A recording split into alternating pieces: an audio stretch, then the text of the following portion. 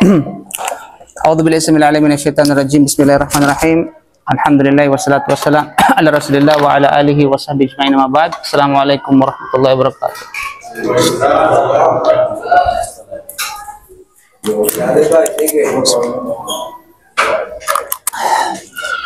Okay, bilang fast recap lamang mga kapatid. Ilang opinion ang patungkol sa aksamul ma o classification ng tubig. Ilan? Dalawa. Okay. Dalawang opinion. Unang opinion ay kaninong opinion? Kayo sasalim mo din. Kaninong opinion? Yung unang opinion. Sa apat na madhab. Okay. Anong madhab ito? Al-Hanafiya, Al-Malikiya, Al-Shafi'iyya, at saka Al-Hanabila.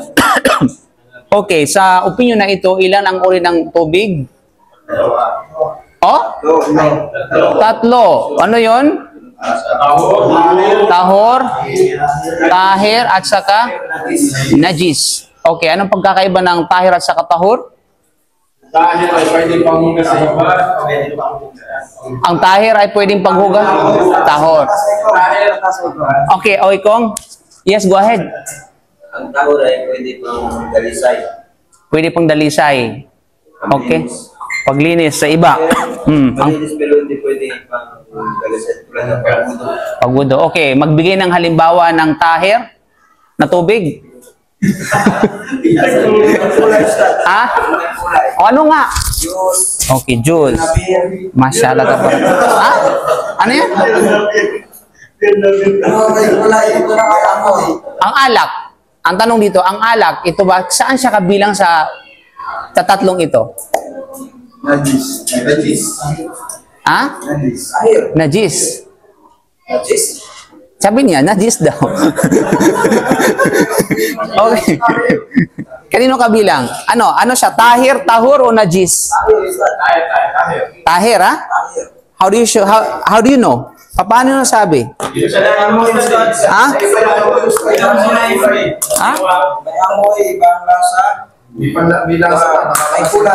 Okay. Do you think ito ay tahir? Ang alak? Pag ininom, najis na.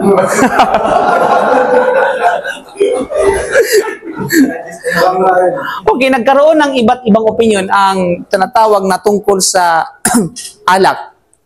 May mga ibang nagsabi na ang alak ay najis at may mga ibang nagsabi na ang alak ay tahir. Okay? Ibig sabihin, yan ay may kaugnayan sa tinatawag na usapin na physical ng pag-ialak or spiritual ng alak. Manawiya at saka tinatawag na dhatiya. May mga, yung sinasabi ng mga na najis yan, najis by spirit. You know? Najis siya. Pero hindi siya tinatawag na physical na najis. Parang kafir, yung mga mushrikon.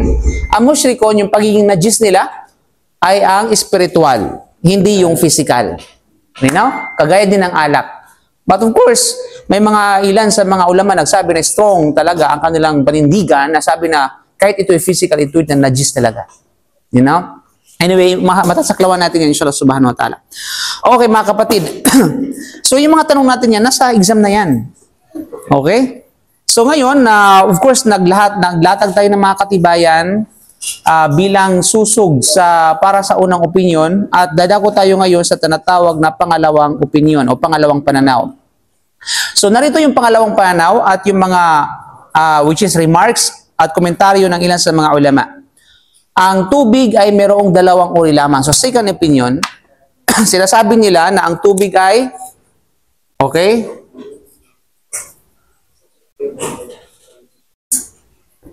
Okay, ang tubig lamang ay nahahati lamang sa dalawa. Okay?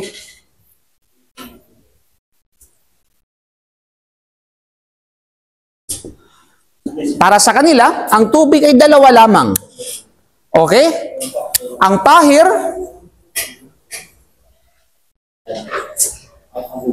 malinaw? At saka ang tinatawag na najis. Linaw?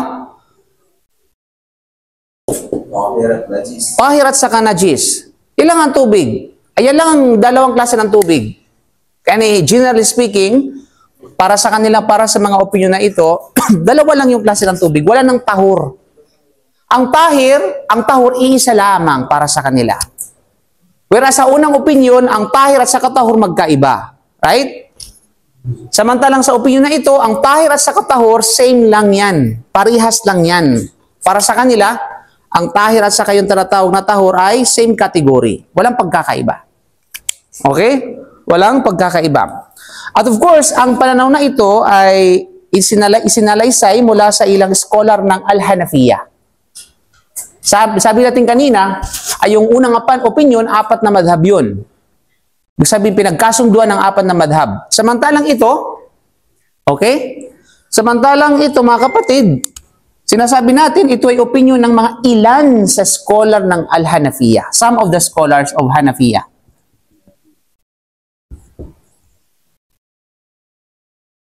Al-Hanafiya. Nang ibig sabihin, tulad ng naipaliwanag, kaya nga pinaliwanag ko ng unang ng last week, na may pagkakaibang Al-Hanafiya sa Hanafi. Hanafi, yung si Imam Abu Hanifa mismo, ang kanya mismong sariling opinion yun. Pag sinabing Al-Hanafiya, Malikiya, Shafiya, ito'y binubuo ng mga scholars. Halimbawa ako may madhab. Okay? Ito yung pananaw ko. Pero sa ako may mga estudyante. At yung mga estudyante ko nagiging scholar yan. Okay? So, yun yung kanilang tinatawag na madhab. Kaya tinatawag na school of thoughts. And some of the, under the one umbrella of madhab, may mga issue na magkakaiba-iba sila ng opinion. Tulad halimbawa kayo, although isang madhab kayo, pero minsan sa isang issue, magkakaiba-iba kayo ng opinion. Halimbawa, para sa kanya, ang alak ay najis, para sa inyo ay hindi. Parang ganun ba? Similarly, ganun din sa issue na ito. Although, sabi natin kanina, yung unang opinion, pinagkasunduan ng 4 na madhab, generally speaking, pangkalahatan, no, majority, subalit, may mga lumilihis na ilan sa mga madhab ng Al-Hanafiya. Kaya ito yung pananaw nila. Okay? Ibig sabihin, kung i-ratio natin, mas malamang pa rin yung opinion, mas nakakarami pa rin ang bilang ng opinion doon sa unang opinion kaysa dito. Okay? Naintindihan baga? Okay mga kapatid, at ito ang piniling pananaw din ni Ibn Taymiyyah at Ibn Baz rahimahullah at saka Ibn Uthaymin. Okay. So kabila sa mga kasamahan sa pananaw na ito yung mga contemporary scholars, kumbaga. Mga makabagong ulama, mga makabagong scholar na kilala ba niyo si Sheikh Bin Baz? Walang duda, isa sa mga kilalang mufti, naabutan pa natin ata yan. Ibn Baz, at saka si Sheikh Uthaymin. Lalo si Sheikh Uthaymin. Kamag-anak ko yung start. Ha? At saka Sheikh al-Islam Ibn Taymiyyah. Ano mga kapatid? Of course, mga kapatid, ito si Sheikh al-Islam Ibn Taymiyyah, kilala ito lalo sa Aqidah. Di ba, syarh? Siya tatawag na syarh ng Aqidah al-Wasatiyah. Ano? Sheikh al-Islam Ibn Taymiyyah. Ito yung mga contemporary scholars. Mga kumbaga latest na nag-bloom, mga kumbaga late bloomer na mga scholar mga kapatid sa panampalatayang Islam. Kaya bilang remarks dito, sinabi na in Ibn Taymiyyah, sinabi ng isa sa mga Al-Hanafiya, sinabi ni Ibn Taymiyyah, marami sa mga kasamahan ni Abu Hanifa ang nagsabi, bagkos ang tahir ay isang tahur. So para sa kanila, ang tahir ay tahur, walang pagkakaiba. Okay? Walang tinatawag na pagkakaiba. Gayon din sinabi ni Sheikh al-Islam Ibn Taymiyyah rahimahullah bilang karagdagan, ang katawagang tubig ay ibinigay sa pangkalahatang mga termino sa Quran sa Sunnah. At ang Propeta Muhammad sallam ay hindi hinati ito sa dalawang bahagi. Sa Quran sa Sunnah, tubig, kumbaga general yung pagkakasabi. Hindi niya hinati na ito ay tubig tahir, ito ay tubig tahur. Okay? So yun. Tahur at hindi, sabihin natin, ibig sabihin tahir. Ibig sabihin, di ba yung hadith na binanggit natin, mauho, tahuruhu, di ba? Yung tinanong si Professor tungkol sa tubig dagat, sabi niya, mauho, tahuruhu. Di ba? Mauho, tahuruhu. Di ba? So hindi niya hinati tahuruhu, tahir, hindi na hinati yun. Pagkos, tahuruhu, tahiru, parehas din yan. Parehas lang yan. Malinis. Kumbaga, para sa kanya. Para sa mga ulama na ito. Walang pinagkakaiba. Okay? Hindi siya pangulo. Para sa opinion na ito. Para sa opinion niya. Sa opinion na ito, sabi niya, ang tahir at saka tahur, parehas yan. Pwede pangulo. Sabihin, para sa kanila, tahir, pwede pang udo, mga ganun bagay. Pwede pangligo. Pwede pang ligo. Malinaw? Ah? Yes. Hindi, pwede naman sa dagat. Dagat. Malinaw? Pwede kang magtampisaw doon. Sa opinion na yan, pwede pangulo yung Diyos. Yan ang issue ngayon dito. Pwede sabihin, pwede, of course, sa kanila, although tahir siya, tahir siya, pero hindi rin tinatawag na sabi natin pwedeng pang anudo yun. Okay, hindi rin pwede pa. Nagkakaiba lang sila sa pagdating sa katawagan. Ano na yun? Pero yung hukom, yung tinatawag na hukom, halos magkaparehas. Parehas sila pagdating sa application. Halimbawa, sa unang opinion, ang Diyos. Okay? Pag tinanong mo yung unang opinion, para sa kanila, tahir yun at hindi tahor. Malinaw? Pero sa pangalawang opinion, tahir o tahor, parehas. Pero pagdating sa application o kung pwedeng paghudo o pagligo, nagkakasundo sila. Okay? Hindi sila pwede. Ibig sabihin dito, nagkakaiba sila pagdating sa katawagan. Branding. Okay? So yun. Okay, sabihin natin, classifying. Pero sa hukom, sa batas, pagdating sa tinatawag na application na execution, na kung pwede bang ipangligo o panghudo, nagkakasundo sila. Parehas na hindi pwedeng panligo ang Diyos. Social ka naman kung gawa mong ligo ang Diyos. Okay? Malinaw? Hatas. Malinaw mga kapatid. So yan ang mahalagang punto yan. Mahalagang observation yan. Jazakallahu khair. Gumagana na yung isip niyan, na ikong mashallah. Okay? Kaya nga sabi ni Shaykh bin Taymiyah rahimahullah, bakit? Dahil ang paghahati na ito ay salungat sa Quran at sa Sunnah. Sa halip, sinabi ng Allah na falam tajidu ma'an fatayammamu sa'idan tayyiba. So ma'an, binanggit mismo yung ma'an at hindi nyo kayang gumamit ng tubig. Sabi na sa banal na Quran, kung hindi nyo kayang gumamit ng tubig, okay, wala kayong matagpuan tubig, pwede kayong magtayammum. So hindi sinabi ng Quran na ang tubig ba tahir o tahur? So binanggit lang tubig. So ibig sabihin, palinis. Okay? So bakit pa natin, para sa kanila, kunyari, papanigaw ko sa opinion na ito, bakit pa natin hatiin yung tubig na yan sa tahir sa katahur? Okay, isahin na lang natin yan. Para ba? Kasi bakit? Ang Quran at sa Sunnah, wala namang sinabi na yan ay tahir, yan ay tahur. Walang hindi hinati ng Quran at sa Sunnah. Okay? So bakit pa natin hatiin? Kaya yung mga paghahati-hati nyo, kayong unang opinion, salungat yan sa Quran at sa Sunnah. Diba? Salungat sa kasakura. Kayo lang ang nagsabi niya na ang ano ay may ganito, may ganyan, may tahir at saka may tahor. Pero kung tutuusin, parehas lang na, malinis yan. Sabi yung mga estudyante ng kapatid. Kaya nga, ito yung anong tinatawag na learn o kaya sabihin natin lesson na makakuha natin dito mga kapatid. Even though they are scholars, knowledgeable enough, pero hindi sila tinatawag nagkakaiba-iba ng opinion. Okay? Hindi sila tinatawag na alam mo 'yun, malawak yung ginagapangan ng kanilang mga pag-iisip. Okay? Ganun sila mga kapatid. So, may mga ulama na to pero ang pagkakaiba lamang kapag nagkaroon ng different opinions sa mga ulama, hindi sila nagbabangayan. Hindi sila tinatawag na nagtitirahan. Okay? Hindi sila tinatawag nagsisiraan. Hindi katulad ng mga ano ngayon. Okay? Lagpalapat mga feeling ulama, subhanallah, kung makasira sa mga totoong mga ulama, subhanallah, nakakahiya. Di ba? Nakakatakot. Kaya mga kapatid, at ang lahat ng, sabi ni dagdag pa nito sa Ibn Taymiyah, at ang lahat ng may katawagang tubig ay tahir o tahor. You know? Ito man ay ginagamit para sa obligadong gawain, o kay mustahab na gawain, o kasiya-kasiya, o hindi mustahab na paglilinis. So parehas lang yan, sabi ni Islam bin Taymiyah. Ayon naman kay Sheikh bin Baz rahimahullah, ang tamang pananaw ay ang payak na tubig ay may dalawang uri lamang. Tahur at najis. Tahur o tahir, parehas. Tahur o tahir, same lang yun.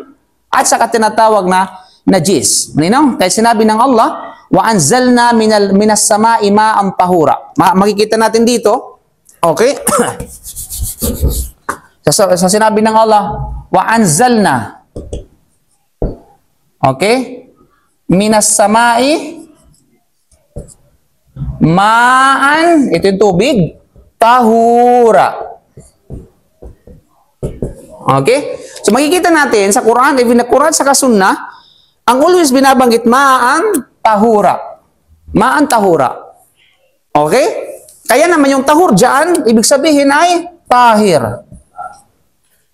Walang tinatawag na pagkakaiba.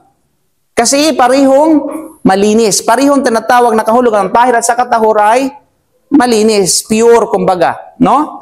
Pure what? Okay, at siya, wa'anzal namin as sama at ibinaba namin mula sa kalangitan ang tubig na dalisay. O sino, ayan na ito mga kapatid, ito ay patunay na ang ulan ay pwedeng pagligo at pwedeng pagwudu. Okay, matatagpuan niya sa Suratul Furqan, chapter 25, verse 48 ng banal na Quran. Okay? Malinaw? Ano yan? Allah barik fik, jazakallahu khair. Jazakallahu khairan.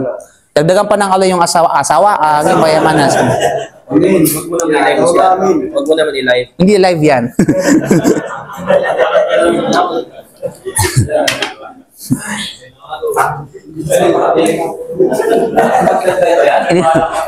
Hindi pa pwedeng madulas yung Furqan, chapter 25, verse 48.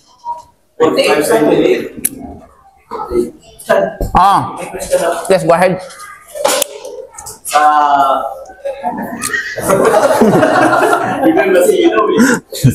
Yung maan, di ba, pag-atin yung hansa. Bakit wala? Di ba, ang pag-atin, dapat lagi may kasamang alin, di ba? Okay. Gusto mo talagang pag-usapan yung tinatawag na tajwid? Okay, good question. Good observation yan. Ito yung mga gusto kong mga observation ba? Okay? Good. Napakaganda yan. Bakit sabi natin walang alif dyan, which is the rules, ika nga, pagdating sa kitaba, na kapag ito ay, kumbaga ay mansub, sabihin fathatain, ay may kaakibat agad na alif. Sabi natin, in every rules, there must be an exemption. Exemption ito. Wala siya, maan, yun lang siya. Wala siyang tinatawag. Hindi mo pwedeng gaganyanin. Malinaw? So, wala siyang tinatawag na. Pagdating sa Hamza, wala siyang alif sa dulo. Wala. Okay? Basta Hamza, wala. Kahit pa saan mo basahin, wala akong tinatawag. Shay'an, bakit siya shay'an? Kasi mayroong ya. Ganyan yan, no?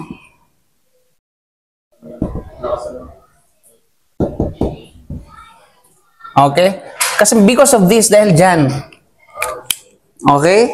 Dahil sa tinatawag na, kasi kailangan yan. Kasi ano yan, ang original talaga, shay. Tama mo, meron siya dito. Nakapatong sa tinatawag na kaya, gano'n siya. Pero kung wala siya nakapatong, kung kumbaga visible lang siya, wala siya, gano'n siya, hindi po siya dagdagan ng alif. Okay? Malinaw? Kasi anong original niyan? Kung wala siyang shay, nakapatong yan sa parang maksura. Okay. Malinaw ba? Inshallah daw. Kasi hindi pa malinaw. Pag visible, pag wala siyang tinatawag na wala siyang kapatong, kumbaga wala siyang, kahit pa yung waw dyan, mayroon siyang kapatong na waw, mayroon siyang ganyan. Pag alif, pag hamza, pag lang siya, pag wala siyang kapat, walang pinatungan, hindi siya pwedeng lagyan ng alif. Yes, no? Patong kasi ng patong yan kasi. You know?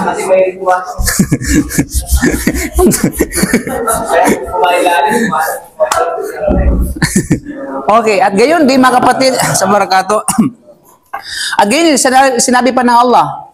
Sabi ni Sheikh bin Baz rahimahullah sa suratu Suratu Al-Anfal chapter 8 verse 11. Okay? Na kung saan sinabi ng Allah, Id, Ano yung wala sa ha? wala po kan? Suratul Furqan. Verse. 25, Furqan, chapter 28, verse 48. 25, verse 48. Okay, ito naman Suratul Anfal, chapter 8, verse 11. Sinabi ng Allah, Id yugashikum nu'asa, amanatan minhu wa yunazzilu alaykum minas sama'i ma'an liyutahhirakum bih. Sumaan. Dito nakalagay ma'an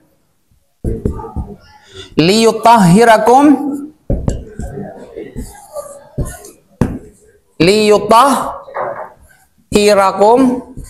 bihi. So another, liyutahhirakum from the word tahur. Okay? So even the Quran, anong punto dito mga kapatid, no? Uyudhibu ankum rijas sa syaitan. Ang sabi na, noong tinakluban namin kayo ng antok, ito ay, alam mo ito nangyari noong sa Ghazwatul Badar. Yung aya na ito. Okay? Noong tinakluban namin kayo ng antok bilang kapanatagan mula sa kanya para sa inyo, mula sa inyong takot na matalo kayo ng inyong mga kalaban, at ibinaba para sa inyo ang tubig ulan mula sa ulap. So ibinaba, no? Ang tubig ulan mula sa ulap. Kaya nga sa history, sa biography of the Prophet Sallam, di ba, takot na takot yung mga Muslim noon sa Ghazwatul Badr kasi ilan lang ang bilang nila against all odds. Kasi napakaraming bilang ng mga thousands of mga musyriko, sa 100 lang sila. Di ba? Kaya bilang, kasi Prophet Sallam nagpapakita na siya bilang tao lamang. So nangamba yung mga sahaba, pati si Prophet Sallam, nangamba sila kasi papaano na lang, kasi kumbaga ay outnumbered yung kanilang grupo. Kaya nangangamba siya, natatakot, siyempre, tao lamang, kumbaga. Kaya dahil dito, sila ay pinakalma ng Allah subhanahu wa ta'ala. Subhanallah mga kapatid, di ba? Kaya noong tinakluban namin kayo ng antok, di ba? Kaya nakaantok sila kasi para magkaroon ng lakas ba? Hanggang sa nakatulog sila. Subhanallah, kaya nga't mga kapatid, talagang huwag kayong magpuyat. Kasi pag palagi kayong puyat, talagang, di ba? Kahit tayo, di ba? Ay yung lakas natin talaga nag-drop down. No? Subhanallah. So bilang kapanatagan mula sa Kanya para sa inyo, mula sa inyong takot na matalo kayo ng inyong mga kalaban, kaya siyempre kapag nandyan yung distress at saka anxiety, hindi ka jazakallahu khair. Dito pala si Sheikh. Hindi kayo makatulog. Di ba? Ay, nakakahiya naman. Sheikh, ikaw na lang. Faddal ya Sheikh. Mayroon tayong bisita, mashallah mga kapatid, fresh graduate from Baha'i University. Alam mo, sa totoo lang, pag may mga scholar na, o sabi natin may mga maalam na nakikinig sa akin, na-intimidate ako. Hindi na ako makapagsalita. Ano nga sasabihin? Okay. Di ba? Kaya naman, to regain their power, ika nga, anong ginawa ng Allah subhanahu wa ta'ala? Nagbuhos ang Allah ng ulan mula sa ulap. Di ba? Nagpapatunay yan na kapag may ulan, nagkaroon tayo ng energy. Di ba? Ng lakas, mashallah tabarakallah. Upang linisin kayo, pero ang ano dito, liyutahhirakum bih, upang linisin kayo. So, na yan ay patunay na ang tubig ulan ay pwedeng pang linis. Okay? Upang linisin kayo mula sa pisikal na karumihan at upang alisin sa inyo ang maling pag-aakala sa inyong mga kalooban na paninilin lang ni Shaitan. So parang naka-envelope na yung mga bad vibes. 'Di ba? Pag once dumating na yung ulan, magkakaroon na ulit ng good vibes. Ganun lang naman 'yan eh. Okay? At yan ay nangyari sa Ghazwatul Badar. Okay? At yun din, sinabi ni Prophet Sallam, innal ma'a tahurun la yunajjisuhu shay. So ito ito yung Quran na yan So ito yung punto ng mga ulama na ito mga kapatid. Innal ma'a tahurun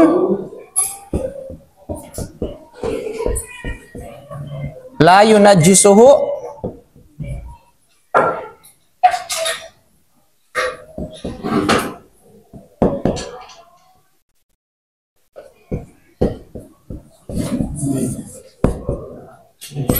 Pahisensya ka na sa writing ko kasi ang pangit talaga ng writing ko.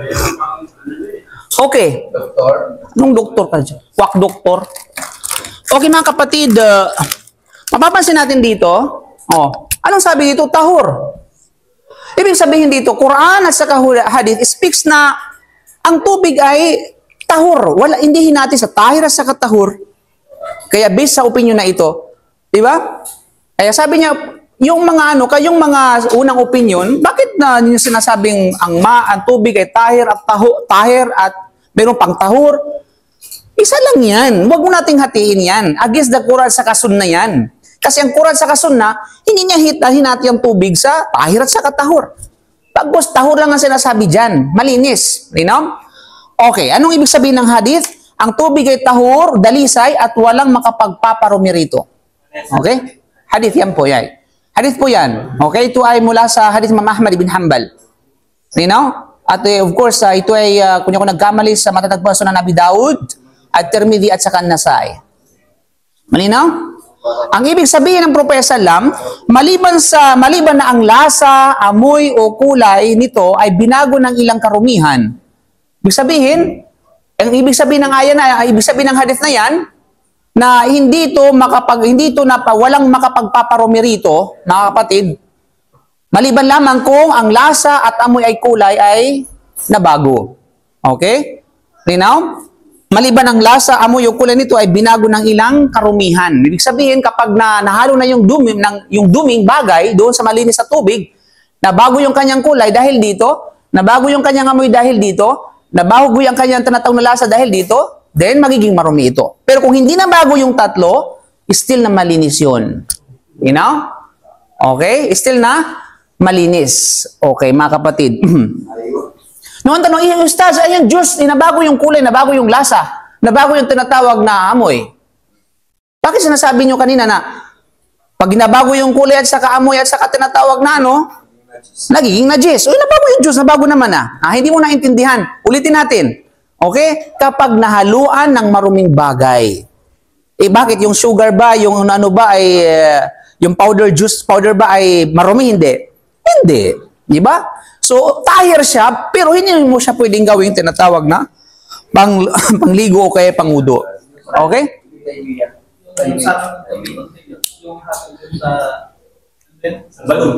Balon. Oh, masyado kayo excited. Relax.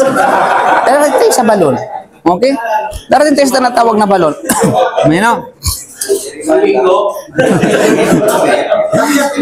So ito ay magiging marumi kung magkaganon ayon sa pinagkasunduan ng mga scholar. Ibig sabihin, nagkasundo ng mga ulama kapag, ulitin natin kapag itong malinis na tubig na ito nahaluan ng maruming bagay at nabago yung kanyang lasa, yung kanyang amoy at ang kanyang kulay. At yan ay pinagkasunduan ng mga ulama.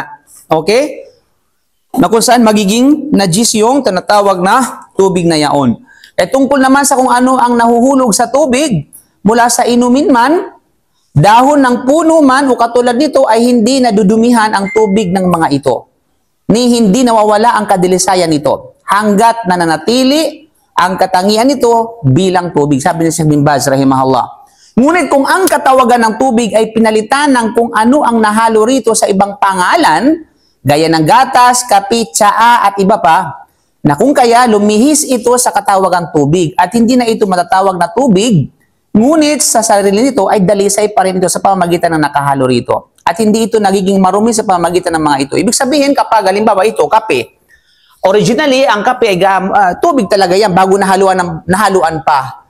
Right? Tapos, nung nihalo na yung mga ingredients ito, na which is malinis din, so hindi siya najis, mananatili siyang dalisay, tahir, na kung saan, subalit, hindi na ito pwedeng gamitin sa paglinis at saka sa paggudo dahil kapag sinubukan mong maggudo ng kape, para kang baliw.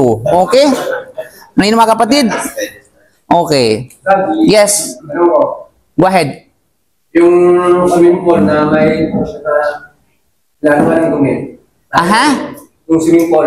May swimming pool. Wala ka sa nakaraan. Okay? So, balikan mo yung video. Okay, regarding depends. Dalawang klase ng swimming pool. Merong running water at merong stagnant water. Okay? Kapag ito ay stagnant water, malinaw, stagnant water, pero ang tanong kasi, Ustaz, paano namin malaman na may ihi doon? Di ba? Of course, kapag hindi mo nalaman na may umihi doon, mananatili siya, ang hukom nito mananatiling malinis. Malinaw? Tandaan po natin yan kasi ang original nito ay malinis talaga. Hindi mo pwedeng baguhin yun hanggat meron kang malinaw na batayan. Di ba? Ustaz, paano kung magkaroon ng malinaw na batayan? Paano yun? Kumuha ka ng microscope, no, stethoscope, anong tawag dyan, para sabihin, tikman. Nalaman mo meron umihin, parang Oh, not unless, paano nga yung malaman? So, may nag-declare, umiyak ko rito. Oh, nag-declare na siya, dahil na yun, may batayan na yun. Okay? So kapag, di ba, stagnant water yan, tapos mayroong umihi dito, yan ang sinasasalam na laya bulan na ahadukumul ma'id daim alid la yajri wa yagtasilu fi. Na nakalagay sa hadith, wag kayong tinatawag na mali o wag na wag kayong iihi sa isang stagnant water, okay? Na kung saan la yajri, hindi siya dumadaloy at hindi siya umaagos at pagkatapos maliligo kayo roon. Malinaw? So, bawal yun. Ibig sabihin, hindi ka pwedeng umihi at the same time, hindi ka pwedeng tinatawag na sabi natin na gamitin yun sa pangligo or gusol. Okay? Kung yan ay mayroon ng malino na batayan. Pero kung wala namang batayan, assume lang. So, hindi mo pwede. Sa Islam, bawal ang assume. Itapon mo ang assume sapagkat yan ay inal haqqa la yugni, inadhan na la yugni min al haqqi shay'a. Dahil yung tinatawag na dhan, yung pag-aakala lamang ng isa, ay hindi kailanman natatabuna at nalulupig ang pagiging totoo ng isang bagay. You know? Kaya bawal sa atin yung doubts. Itapon yung doubts sapagkat ay mula sa syaitan. Yan ang rules at yan ang principles ng ating relihiyon. Okay mga kapatid, kaya nga't, yun nga, kapag ito ay lumihis na sa pagiging tubig, kagaya ng kape, hindi na siya tubig, kundi kape na. You know? So mananatili siyang malinis, subalit hindi mo siya pwedeng gamitin tanatong na panlinis. Pero yung katawagan, tahor pa rin yan o tahir, the same pa rin yan. Batay sa unyang opinion na ito mga kapatid sa panampalatayang Islam. Okay? So, sabi pa niya Sheikh bin Baz rahimahullah, ngunit sa sarili nito ay dalisay pa rin sa pamagitan ng nakahalo rito. At hindi ito nagiging marumi sa pamagitan ng mga ito. Subalit, para sa tubig na mukayyad o limitadong tubig, okay, tulad ng tubig ng rusas, tubig ng ubas, tubig ng granada, ano yung granada? Prutas na granada, yung granada sumasabog, yung pomegranate. Okay? Ito ay tinatawag na tahir. Pero para sa kanila, kumbaga, yung juice na, yung katas, okay? Natural, kumbaga, ay para sa kanila, ito ay tinatawag na sabihin natin ay tahir. Okay? Ngunit hindi matatawag na tahor. So, para sa kanila, hindi matatawag siyang tahor, kundi tahir. Okay?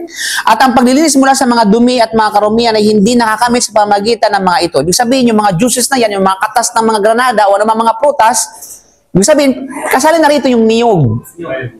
Yung buko. Diba? Kasi nga, it's a natural, kumbaga, nakatas ng, sabihin natin, ng puno o kay ng niyog. O, diba? So, tahir siya, pero hindi mo siya pwedeng gamitin, tinatawag na paglilis, o pagdadalisay. You know? Tulad ng gatas. So, yan ay, sabihin natin, yan ay, batay sa sabi ni Sheikh bin Baz rahimahullah. Okay? Kasi bakit? Dahil ito ay, kasi dalawang klase kasi yung talaga tubig na mutlak at saka yung mukayyad. Ito yung mukayyad, ibig sabihin ito yung mga restricted water, okay, limited water. Hindi na mga kapatid? Mutlak pa. Mutlak, ibig sabihin obsolete water. Matatakay natin yan, inshallah. Ito yung tinatawag na mutlak pa. At saka yung muqayyad.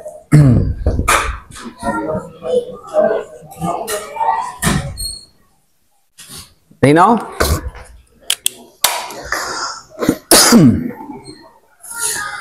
Okay. Yung mga juices, yung mga ano ng buko ng tinatawag na granada at iba pa, ito ay muqayyad. At hindi ito payak na tubig. Hindi siya, kumbaga, plain water. You know? Hindi ito kasama sa legal na ebidensya na nagpapahiwatig ng paglilinis gamit ang klase ng tubig nito. Inarawan lamang sa batas na payak na tubig bilang paglilinis gaya ng tubig ulan, tubig dagat, tubig ilog at saka bukal. So ang ibig sabihin, ang pwede lamang panlinis na tubig ay mula sa kategorya ng mutlak. Ito yung tinatawag na obsolete water. Okay? Gaya ng tubig ulan, gaya ng tubig niebe, gaya ng tubig, sabi nating, kumbaga ay ilog, tubig dagat, o anumang katulad nito. O kaya bukal.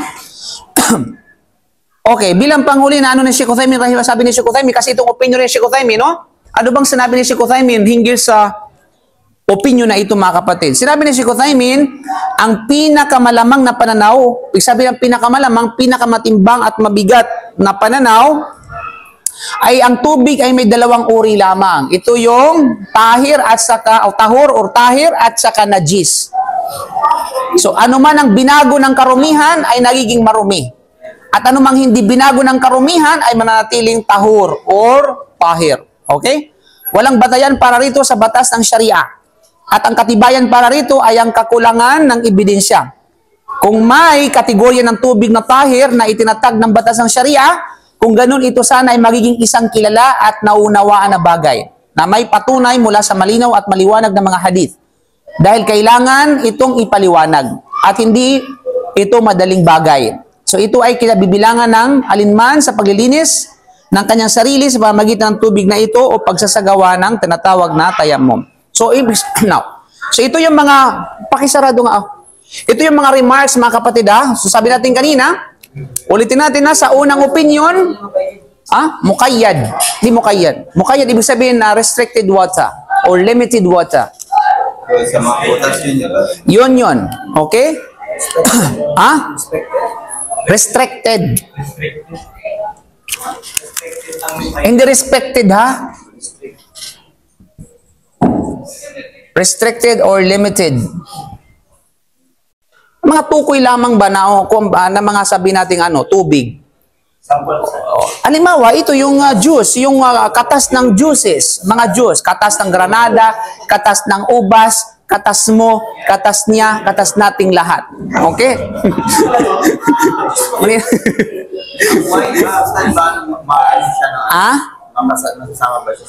Yung wine. wine late. Ito yung mga ng mga late. Sabi niya yung alak daw. Okay? So yan, sabi natin kanina, yung alak ay different opinions. May mga nagsabi na najis, may mga nagsabi na ito ay tahir physically. Okay, malinaw? But spiritually, walang duda, nagkasundo sila na ito ay najis. Malinaw? So yun. Now, ang mutlak, ito yung mga plain water. Kagaya ng ulan, kagaya ng balon, kagaya ng bukal, kagaya ng dagat. You know? Kaya baga na, lahat naman sila natural water. Diba? Kasi natural din naman ito eh. Yung katas eh. Diba? Yun ang pwedeng yes. Yes. Pagdating sa tinatawag na sabi na itong mutlak, ito yung pwedeng pang linis, pwedeng pang wudu at saka pwedeng pang gusol. Samantalang ito ay hindi. Okay? Kahit malinis siya. Pero sabi ni kanina Sheikh bin Baz rahimahullah, okay, ito sa kanya, para sa kanya, ito ay tahir. At itong mutlak naman, ito ay tahur. You know? Laway pati pawis. Laway at saka pati pa. Depende sa tao. Kapag laway at saka pawis, Di, we're talking about baraka. Kasi ang propesa lang, laway at saka yung kanyang pawis, baraka talaga. You know? Pero, baraka sa'yo yung pawis mo? Ang malinis ang pawis, walang doon mga kapatid. Yung ng tao, malinis siya. Yung pawis natin malinis siya. Hindi siya tinatawag na najis. Ang najis sa atin yung ihi. Okay? Abas tahir. Ano na? Tahir siya. Tahir siya, syempre. Okay. Ano siya? Mutlak o mukayyad? Alin po? Ang pawis natin. Mutlak o mukayyad? Mukayyad. Okay. Malinaw na ngayon? Okay nga sa... So, baka mga kapatid, sa malinaw itong pangalawang pananaw? Okay, dalawang tanong. Anong patunay, anong proof ng pananaw na ito? Kasi ang unang pananaw na ibigyan natin ng proof. Di ba? Yes. Ano ang badalil ng pananaw na ito, mga kapatid? Na ang tubig ay nahati lamang sa dalawa. Tahir or taho, parehas lang yan, at saka tinatawag na najis. Una-una, yung banal na Quran. Yung kanina, binanggit natin kanina mga kapatid, no? Sa Suratul Furqan, chapter 25, verse 48. Isa na yun. Pangalawa, sa Suratul Anfal, kanina, yung chapter 8, verse 11. Okay? Pangalawa na yan. Mula sa Quran. Kasi binanggit, tahur. Okay? Sa Sunnah. Dadako tayo sa Sunnah. Sa authority ni Abu Sa'id al-Khudri, radiyallahu anhu. Na kung saan sinabi ni Propeta Muhammad sallam, innal ma'a tahurun, yung kanina binanggit natin, no? La yunajjisuhu syai'un, di ba? Ang tubig ay tahur at wala makapagpaparumi rito. Okay. Now, ano yung kanila, anong punto ng hadith?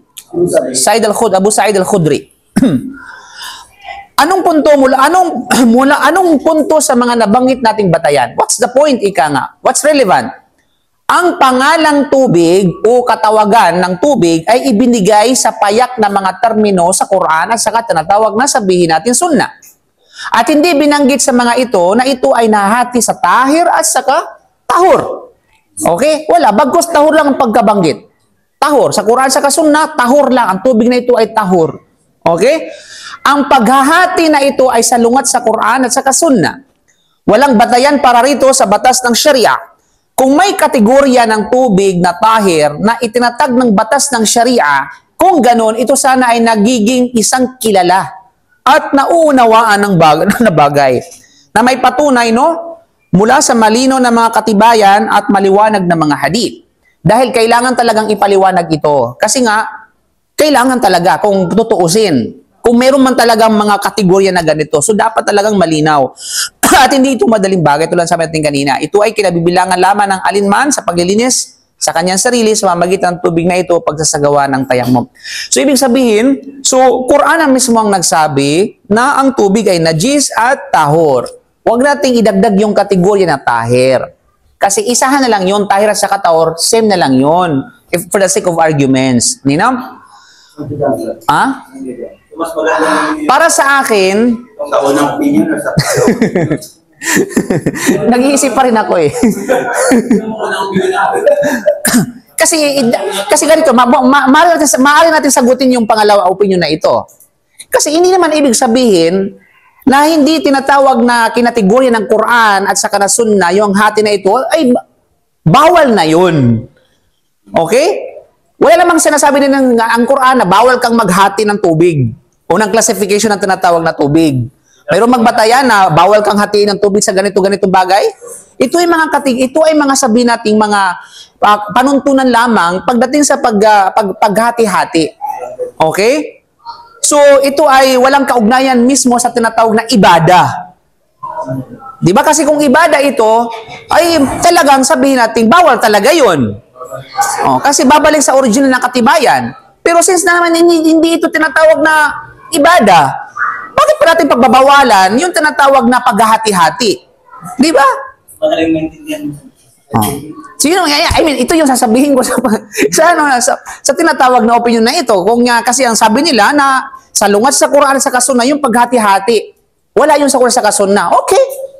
Opinion nyo yan, pero ito rin yung opinion namin. Okay? Wala rin naman nakasabi, hindi naman sinasabi ng Quran at saka ng Sunna na bawal mong hatiin yung mga bagay na ito. So, malinaw? Kasi nga bakit? Pero para sa akin of course, in my own opinion talaga, mas clear sa akin yung tinatawag na kung ikaw nga to be specific, sabihin natin mas kung detalyado sa unang opinion talaga. Kasi doon mo malalaman doon. Opinion. Pero kung gusto mo nang walang problema, sa pangalawang opinion. Dalawa lang yan, tahir at saka najis, tapos. Pero kung gusto mo nang medyo malalim na sabihin natin sa unang opinion. O mas detalyado yung tinatawag na una. But anyway, mga kapatid. Kumbaga ay, duwaya at saka hindi duwaya?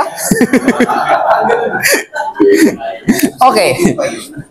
Of course, mula sa kabilang sa kanilang tinatawag na justification, yung opinion na ito, tunay na ang tubig, sabi nila, ito man ay nahaluan ng dalisay na bagay hanggang sa ang katangian o description ng tubig ay tuluyang nawala rito.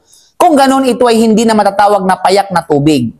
Kung hindi man ito umabot sa antas na iyon, magkaganon ito ay pinahihintulutan na gamitin ito para sa paglilinis. So ito ay ipinahiwatig ng kung ano ang iniulat mula sa authority ni Atiyah al-Ansariyah radiyallahu anha na nagsabi, dakhala alayna Rasulullah sallallahu alaihi wasallam hina tufiyat ibnatahu faqala igsilnaha thalathan wa aw khamsan aw akthar min dhalik in ra'aytunna dhalik bima'in wa sidrin waj'alna fil akhirati kafura aw syai'an min kafur fa idza faragtunna fa'adhinani o fa'adhinnani. Sabi niya, sabi ni Atiyah, ang propeta Muhammad sallallahu alaihi wasallam ay pumasok sa amin. Okay? Nang ang kanyang anak na babae ay namatay. Ang tanong, sino ang babae na itong namatay na anak? Sino ba itong, di ko na alam, si ano ba? Sinong di ko alam, di ko maalala kung sino yung babae na isa sa mga anak na namatay. Yung anak ni Propeta Muhammad sallallahu alaihi wasallam. At nagsabi, nung namatay na yung isa sa mga anak na babae ng Propeta sallam, sinabi niya doon sa mga kababaihan na hugasan ninyo siya ng 3 beses o 5. You know? O higit pa kung sa tingin ninyo na ito ay kailangan ng tubig at mga dahon ng lote. Alam mo yung dahon ng lote? Yung lot tree? At lagyan ninyo ito ng alkampur sa huling pagkakataon. At kapag natapos na ninyo ito, ako ay inyong tawagin. So, namatay ang kanyang anak, no? Tapos yung mga babae naghugas. Tapos inutusan sila ng Propeta Sallam na anong gagamiting panghugas at ilang beses na hugasan. You know? Siyempre yung tubig. Tapos ano ang ihalo doon sa tubig? Pwedeng ipanghalo yung alkampor, yung mga lotus tree, ay yung gabi naman yung lotus tree, yung dahon ng lotus tree. Okay? Yung dahon, ito yung sabi natin na mabango. Mabango talaga siya, 'di ba? Yung sidir, ang tawag diyan is sidir kumbaga sa tinatawag na Arabic. Pagkatapos, sabi ng Prophet sallam, kapahugasan ninyo ng tinatawag na 3 beses o 5 beses. Sabihin, pwede mong lagpasan ng 3 beses yung paghugas kung kinakailangan. At the same time, yung hadith na ito, mga kapatid, na kahit paanak mo, ayon sa ibang mga scholar, kahit paanak mo, hindi ka pwedeng maghugas. Kailangan babae pa rin. Ang pwede ramang hugasan ng lalaki na babae yung kanyang asawa. You know? Yung kanyang asawa. Pero yung kanyang anak, yung kanyang nanay, kailangan babae pa rin yung maghugas ng kanilang, kumbaga ng kanilang katawan. Okay? Kasi, alam mo, siyempre, lalaki magmamatay, lalaki maghugas na, alam babae pag halimbawa, kapag wala ng iba, yung kanyang asawa. You know? Pero basically, lalaki. Malinaw? Dahil dito sabi niya, kung tapos ninyong mahugasan yan, sa kaninyo ako tawagin. Sa kaninyo ako tawagin, mga kapatid. Malinaw? So ito ay tubig na may halo. So sabi niya, yung hadith na ito, na yung tubig na yun, napayak na yun, nahaluan ng mga malilinis na bagay. Nabatayan na pwede mong gamitin sa tinatawag na pangligo o kaya pangudo. Di ba? Yun yung matayan mismo. Nahaluan ng dahon, halimbawa. So long na hindi nagbago yung, sabihin natin, yung kulay, yung amoy at saka yung lasa. Ninam? Okay. Ngunit ang pagkakaroon ng halo nito ay hindi umabot hanggang sa ang pangalang payak na tubig ay naalis mula rito. Ibig sabihin, nahalo na ang malinis na bagay, so nanatili pa rin yung pagiging tubig niya. Pero kung halimbawa sabon, di ba? Pag hinaluan mo ng sabon, tapos siyempre nawala na yung katangian ng pagiging tubig, hindi na siya tubig talaga, kundi ay panlaban na. Panlaban na. Kaya nga, hindi na siya pwedeng pangligo. Magligo ka man ito, di mo kailangang magbanlaw ka. Then, tinutukoy niyo sa, di ba yung sa mabango na siya na amoy. Siya sa ano. Hindi naman siya na ano. Pag nabago na talaga na yung lasa, yung amoy, yung tinatawag na ano. Halimbawa, sabihin natin na ano, halimbawa, nabago yung kulay, nabago yung lasa, nabago yung ano. Di ba? Hindi na siya magiyan. Ang tanong, mababago ba kaya yung ano pag nahalo ng alkampor? Amoy niya. Pakakuluan ba yun? Ano na? Pakakuluan ba yung dahon ng sidir? Hindi, dadali na lang yan. Diretso na lang siya. Alkampor, isa mo lang. Nabago ba yung 3 katangian? Amoy lang naman ang nabago. Ninaw kapatid. At hindi naalis yung pagiging tubig nito. Yun ang kasi mahalaga eh. Hindi naalis yung pagiging tinatawag na to. Sabihin natin na pagiging tubig. You know? Okay. Oh, yes. Nabago sa? Wow. Ang taas ng imagination. Dito ka nga. So nagiging class, from class B papuntang class A. Ano ba? Tubig pa rin siya. Nabago man siya, pero tubig pa rin siya. No? So, pag hindi na bago mula doon sa tinatawag na sabihin natin, yung pagiging payak na tubig niya. So, yun yung mga kapatid. Yes. So, yung halimbawa sa timba, halimbawa, na lagyan ng insekto, Nalagyan ng insekto. Naging insekto ba yung tubig? Ang tanong, insekto. Una-una, ang insekto ba ay najis? Hindi. Hindi siya najis yung insekto. Okay? Namatay. Ilibing mo pagkatapos namatay. Uli mo, silibing mo. Wala problema dong kapatid. Tanggalin mo yung kalat. Oops! Paalala mga kapatid binabalalaan na natin yung mga pag-exaggerate na katanungan. No? Kasi baka mabilang tayo doon sa sinabi ng Prophet Sallam, kasartus soal. Diba? Yung mga kinapuputan ng Allah subhanahu wa ta'ala. Kila wakal, katartus soal, yung pagkakaroon maraming katanungan na walang kakwenta-kwenta. We just alam naman natin kung anong sagot. Okay? Yes! May kwenta ba yung tanong? Ano yun? Hindi ba yung laka, walang metal naman natin sa pag-inis ng galing. Ay, kung nakita ko ito ng Unang-una, hindi mo alam kung saan nanggaling yung langaw. Bago dumapo. Okay, sabi natin meron tae doon. Ang tanong baga, yung tubig na dumalo yung langaw nabago ba yung amoy? Nabago ba yung lasa? Nabago ba yung tinatawag na kulay? Simple lang naman ganun Huwag kayong lumagpas sa tinatawag na pamantayan na ito. Pagbabago ng lasa, ng amoy at saka ng kulay, kung ang pinag-uusapan ay ang nakahalo ay madumi. Magiging najis yun kung nabago. Pero pag hindi nabago, hindi mo pwedeng i-brand siya na ito ay najis. That's the rules. Malinaw ba yun? Okay. Pagdating naman sa nakahalong mga malilinis na bagay, okay, still na malinis pa rin, pero ang pinagtatanong na dito, kung pwede bang gamitin sa wudu o tinatawag na gusol. Okay? Yan ay kung sabihin natin ay naalis na, kung naalis na yung pagiging payak na tubig nito at nagiba ng katangian papunta sa isa, papunta sa kabila, ibig sabihin hindi na pwedeng gamitin sa tinatawag na paglinis o kay gusol o tinatawag na wudu. Yun ang rules. Simple as that. Pinakuluan na tubig. O sito, malalaman natin yan dito. Okay. Pangalawa, mga kapatid, pag-usapan natin ang alma al-mutlaq. Okay, at saka tinatawag na at alma al-mutlaq na kabilang sa ma'ut tahur. Ito yung since natapos na tayo sa opinion na yan. Bakit yung katawan natin sa kami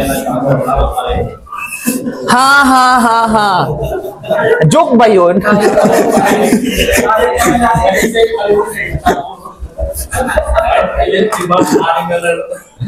Okay, pag-usapan natin ng alma al-mutlaq.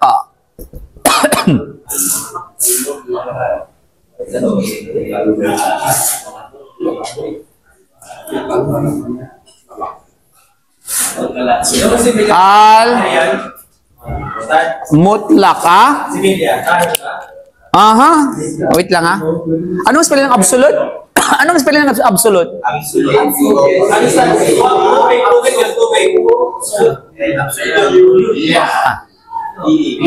Absolute water. Yan, ito basically ito tinatawag na tahur. Absolute water. Now, let's define. 11:30 na? 30 na? Wala pa, 30 na. Sige lang. Kasi late tayo Okay. Ano ang kahulugan ng alma al-mutlaq? Anong ibig sabihin nito mga kapatid? Alma al-mutlaq, ito ang tubig na nananatili sa orihinal nitong kalikasan. Okay, malinaw? Ito ang tubig na nananatili sa orihinal nitong kalikasan. Okay, na magbahalang magsulat. Okay? Sabihin yung kanyang nature, kumbaga, nanatili. Halimbawa, yung running water, yung dagat, kasi ganun yung pagkakalika sa kanya.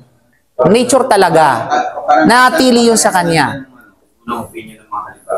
O, kitahor nga. Yan ang sabihin na elaborate lang natin ito mga kapatid. At ano tayo mga patunay. Ninaw?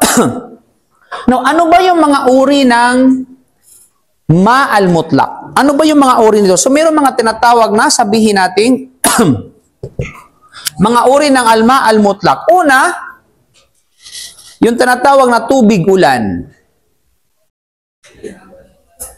Malinaw, tubig ulan. Na kung saan, anong patunay na ito ay malinis at ito ay, sabihin natin, pwedeng gamitin sa wudu at sa kagusol. Yan, Suratul Anfal, chapter 8, ito yung mga patunay niyan. Chapter 8, verse 11 ng banal na Quran. Okay?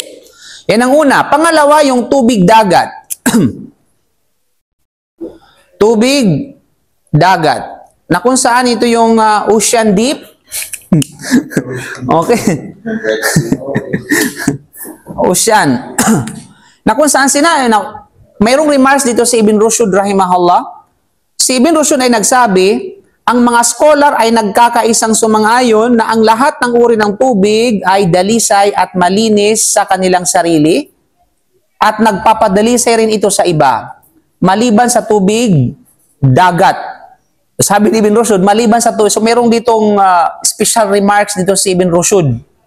Sabi niya, lahat ng mga klase ng tubig, bukod sa dagat, pwede mong gamitin tinatawag na panlinis dahil mayroong di pangkaraniwang hindi nagpagkakasundo sa unang tinatawag na kabanata ng kanilang aklat. Sinusuportahan sila ng paggamit ng pangalan ng tubig na ibinigay dito at ng pagsasalaysay na iniulat ni Imam Malik na ang kanyang kasabihan tungkol na ang wika ni Propeta Sallam tungkol sa tubig dagat na huwat tahuro mauho al-hillu maitatu. Ang tubig nito ay dalisay at ang patay na hayop nito ay pinahintulutang kainin. So ang mga ibang mga ulama nagkakaroon ng different opinions regarding sa kung pwede bang gamitin na paglinis ang dagat. Okay? Kahit na ito ay hadith na hindi pinagkakaisahan ang pagiging authenticity, subalit ang hayagan sa nakahulugan ng Sharia ay sumusuporta rito. Ibig sabihin, may mga ilan sa mga ulama na hindi sumasang-ayon na ang dagat ay pwedeng tinatawag na gamitin sa paglinis. Okay? Bakit? Kasi nga yung hadith nga na sinabi na natin, wat tahuru mauho wal hillu maitatu. Sabi, ayon sa mga ulama na ito, yung hadith para sa amin yan, hindi authentic. Ito pa yan sa mga dahilan kung bakit hindi nagkakasundo sa opinion ng mga scholar. Kasi although mayroong hadith, sabi niya, mayroong kaming hadith na ganito, ganyan. Oh, sabi niya, yung hadith na yan para sa amin, hindi katanggap-tanggap yan. Kaya hindi namin pwedeng gamitin yan. Okay? Kasi bakit? Mayroon kaming pamantayan sa pagkilatis ng hadith. At sa kapamantayan namin, hindi nakapasa yan. Kaya ayaw namin sa hadith na yan. Hindi acceptable sa amin. Kaya, hindi pabor yun. Pero, of course, walang duda, majority sa mga scholar, even the hadith, muhadithun, ay yung hadith na binanggit natin kanina, approve sa kanila yun at authentic yun. Okay? Kaya ginagamit lagi sa mga tinatawag na talakayan mga kapatid sa pananampalatayang Islam. Now, si Imam Tirmidhi ay nagsabi, ito ang pananaw ng karamihan sa mga fuqaha mula sa mga kasamahan ng Propeta Sallam, kabilang sina Abu Bakar, Umar, Ibn Abbas, wala silang nakitang mali sa tubig dagat na ito ay maaring gawing panlinis sa ibang bagay. Ang ilan sa mga kasamahan ng Propeta Sallam ay hindi nagustuhan ang pagsasagawa ng paghuhugas ng tubig sa dagat. Kabilang sa kanila sina Umar at Abdullah ibn Umar, at sinabi ni Abdullah ibn Umar, ito ay nar, ito ay apoy. Regarding sa dagat, ha? Okay, may mga mga special remarks, kumbaga. Okay? Even the Sahaba, maging sa mga companions ng Propeta Sallam, hati ang opinion regarding sa paggamit ng dagat, kung pwede bang gamitin pagligo o pwedeng gamitin pagwudu. Di ba? Kasi di ba tayo, naturally, pag nag tayo sa dagat, kailangan pa natin magbanlaw. I mean, di ba? Napapansin ninyo? Kasi maalat. Maasim-asim, di ba? Para bang incomplete yung ating pagligo kung hindi tayo nakabanlaw. I mean, subhanallah, yung ganun, big sabihin, dumating na yung mga ganong klase ng pakiramdam na sa mga sahaba na noon pa man, ay nasa kanila na yung pala. Kaya naghahati sila, even the companions of the Prophet ﷺ, na alam nila mismo yung katibayan, na sa kanila mismo ibinaba ang banal na Quran. And yet, nagkakaiba-iba sila ng opinion. Nagkakaiba-iba ng pangunawa sa mga bagay-bagay. Di ba? Kaya sa mga sahaba na sinasabing pwede at walang problema, sino yun? Si Abu Bakar. Para sa kanya, okay. Ganun din si Omar bin Al-Khattab. Gayon din si Ibn Abbas. Para sa kanila, walang problema na gamitin yun. Kasi ang sabi ng Rasulullah, yun nga, ito ay malinis. No, sa kabilang side naman, halimbawa si Ibn Umar, at saka si Abdullah Ibn Umar, at si dalawang maraming iba, mayroong mga Ibn Umar, dalawa kasi may mga sinabi ni Abdullah Ibn Umar, ito ay nar, ito ay apoy. Ito ay para sa kanya, ito ay tinatawag na sabihin natin ay nar. Anyway, now regarding sa dagat bilang pangkalahatan, ang anong batayan? Sa authority ni Abu Hurairah radhiyallahu anhu, sinabi niya sa rajulun sa Rasulullah sallallahu alaihi wasallam, faqala ya Rasulullah, inna narkabul bahra wa nahmilu ma'ana al-qalila min al-ma, fa in tawadda'na bihi atishna afanatawadda'u min ma'il bahr, faqala Rasulullah sallallahu alaihi wasallam huwa at-tahuru ma'ahu al-hillu mayta. Malinaw mismo sa detalyado ng hadith na yun. Sabi niya, nagtanong ang isang lalaki sa Propeta sallam at kanyang sinabi, usugon ng Allah, tunay na kami ay naglalayag sa dagat sa karagatan na may dala kaunting tubig lamang. Alam yung mga anong tawag dyan? Mga manlalayag. Anong tawag dyan sa mga... Pirates. Anong bandits? Pirates? Sailor. Okay, hindi pirata. No? Okay, meron kaming dalang tinatawag na... meron kaming dalang kaunting tubig. Na kung kaya, kapag ginamit namin ito sa pagsasagawa ng wudu, yung tubig na dala namin, ay magdurusa kami sa pagkauhaw. Yun, kung tingnan mo yung konteksto ng hadith, mga kapatid, no? Meron kaming dalang tubig, kunti lang yung tubig namin, tapos pag ginamit namin doon sa aming biyahe, problema, mauhaw kami. Hindi pwede namin inumin yung tubig, no? Yung dagat. Kaya naman, ito yung kanilang katanungan, maaari ba namin gamitin ang tubig sa dagat para sa layuning iyon na magwudu? Di ba? Nasa halip yung tubig na dala namin, na pagwudu, yung dagat na lang yung pangwudu, pwede ba yun o propeta ng Allah? Yung mismo yung tanong, ha? Okay. Kaya sumagot ng Rasulullah, ang tubig nito ay dalisay. Ang sagot ng Rasulullah, mas broad. Okay? Mas pangkalahatan ng ibinigay na kasagutan ng Propeta sallam na sumasaklaw sa iba pang mga bagay, hindi lamang doon sa kanilang katanungan. Ganun mga kapatid magbigay ng sagot. Okay? Kaya pag natuto tayo sa mga pamamaraan ng pagsagot ng Propeta sallam, marami tayong matutunan. Na hindi ka lamang minsan sa mga bagay, hindi mo lamang sasagutin yung kanyang katanungan mismo. Bagkus bigyan mo pa siya more knowledge, ika nga na maaring kapupulutan ng tinatawag na aral sa ibang bagay.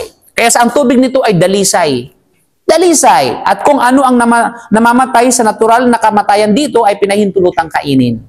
So ibig sabihin dito, hindi na sinabi direct na okay, pwede ka, kasi pwede mang sabihin ng Rasulullah na pwede magwudu. Pero nagbigay siya ng general principle sa bagay na yon. Na anumang bagay sabihin, yan ay malinis, nangangahulugan nila lamang sa wudu, pwede mong gamitin, maging sa pagligo. Okay? Maging sa paglaba, maging sa mga bagay na pwede mong linisin, gamitin mo yung dagat. At the same time, lalong lumawak, yung mga patay dito, na natural death ng mga hayop na namumuhay dito, pwede mong kainin. Hindi mo na kailangan katayin. Pwede mong kainin agad. Pag namatay siya, natural death, wag lang yung bulok na kakainin mo pa. Nakakasira na yun. Okay? Kasi kapag ginain mo yung bulok, bulok ka na rin. Okay? So, ang hadith na ito matagpuan sa hadith ni Imam Abu Dawud at Tirmidhi, An-Nasai, at Ibn Majah, at Imam Ahmad ibn Hanbal. Okay? At yung mga susunod na mga klase ng mutlak, mga kapatid, tubig ilog, at iba pa, tubig na ating, inshallah, ating tinatawag na pag-uusapan at yung mga katibayan nito, inshallah. So, any question? Sino ang nagsabi na ang dagat ay apoy? Human. Ano man? Si Abdullah ibn Umar.